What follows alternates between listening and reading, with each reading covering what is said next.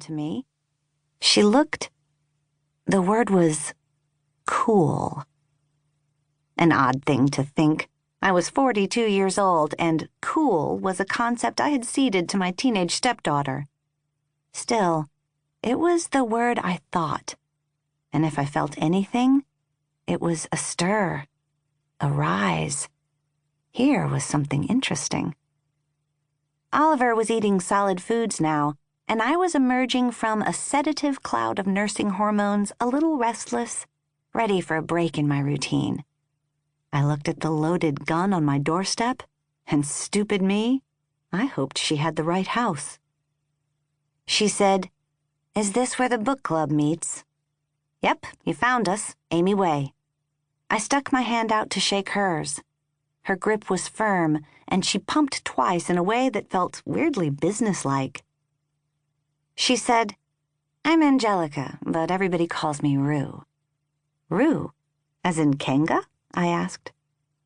"I'm no Kanga, Christopher Robin," she said, chuckling. Her lips were full and very pale.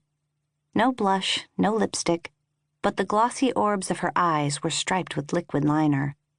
Her oil-black hair, middle-parted, framed the perfect oval of her face. "It's just my last name. French, with an X at the end." I knew the word. Butter and flour. A thickener. "Did you get a chance to read The House of Mirth?" I asked, swinging wide the door. "Sure," Rue said, and came inside. It was almost 8 o'clock. We usually spent an hour chatting, an hour on the book, and by 9:15, 9:30, everyone was walking home feeling a little buzzed, a little smarter, a little more bonded with the other moms in our neighborhood. "You're in the green and yellow house?" I asked, to be sure I had her right. Charlotte had told me Cher was a single mom with a son who was old enough to drive. Inside, under the lights, she looked to be in her mid-30s, awfully young to have a high school kid. "That's me," she said. I led her back through the house to the basement stairs. "I'm glad you came.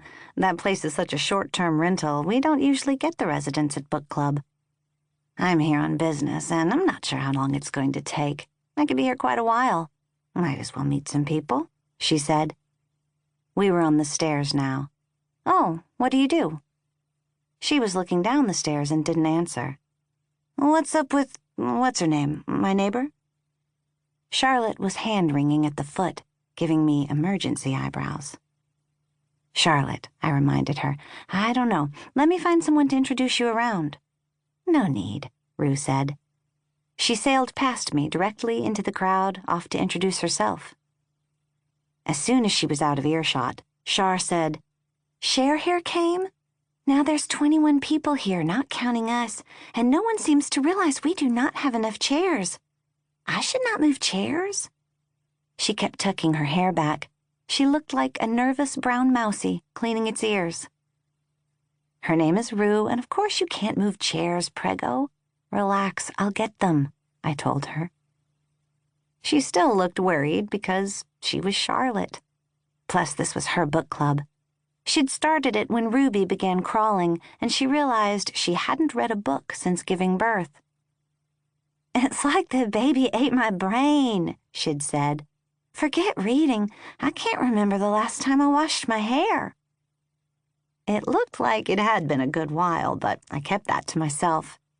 Instead, I'd babysat while Char designed some flyers, and then we'd tucked them into every neighborhood mailbox.